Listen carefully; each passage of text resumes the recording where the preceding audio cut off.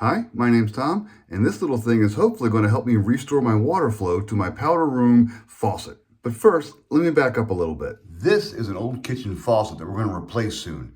Back in the old days, when your water started to flow a little less, you could just go ahead and take a wrench or your hand, unscrew this little thing, pop it out, clean out the screen, put it back in, and your water flow is restored. With newer faucets, that's not the case.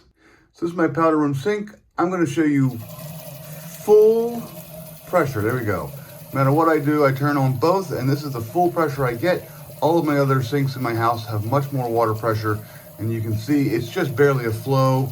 It comes out, but it's not real forceful. If I turn off cold or hot, it almost makes no difference whatsoever. So that's kind of a telltale sign that maybe I'm not getting as much water flow through as I should.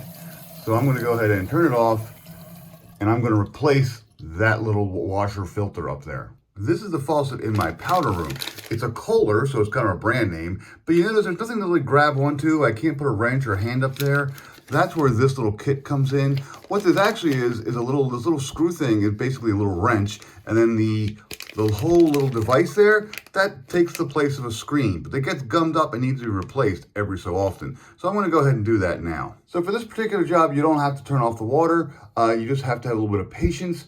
I'm gonna use this little key that comes with the replacement filter cartridge. And the way this works is it has little teeth on it, and those little teeth fit into little tiny ridges, and you just have to kind of push it up and feel it. There we go.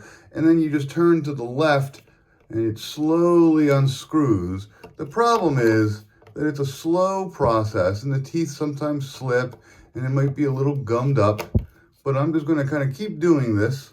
Shove it up there, turn it a good half-quarter turn or so, and then do it again and again and again until the little cartridge comes out. Okay, I think I got it loose enough so I can just do it with my hand now, and yep, here we go. Come on, almost.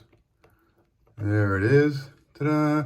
It doesn't look all that dirty. Might be a little, I've washed that off a couple times. This is the old one. So there you go, that's what the old one looks like. Here's the new one. It looks almost exactly the same. There's really not much of a difference. Old, new, doesn't really look any different. Maybe this one's a little bit gummed up. So I'm gonna go ahead and put this on now. And you can just see, by the way, when I have it completely off, when I turn the water on, I have a nice fast flow, lots of water coming out. I don't want it to too much, I'll splash all over the room. But now I'm just gonna go ahead and take the new one, and all I do is I kind of put it back up there. I kind of get it tightened with my finger, get it going, and then I use my little key, and I'm gonna put my key up there, and I'm just gonna turn to the right, and I'm gonna tighten it just like I loosened it before. And I wanna get it up there nice and tight. If it's not tight, water will go squirting out of the sides around the little faucet entrance, so you do wanna get it up there nice and tight. Okay, I think that's pretty tight. And now let's just go ahead and give it a shot. There we go, that's already much more. Still not much of a difference when I turn the cold and hot on, but it is obviously a much bigger water flow, much more forceful.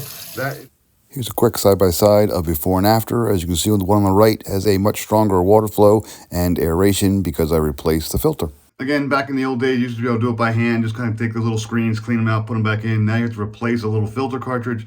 Not real happy about that, but that's just the modern world we live in. But it's a nice, simple fix, so don't think that your entire faucet or your water lines are all bad. If you've got a bathroom faucet, especially kind of a name brand, that is, the water flow has definitely decreased over time, try replacing that little filter, aerator that's called, and you will probably go ahead and get much better results. It's a simple fix. I just did it in like 5 minutes.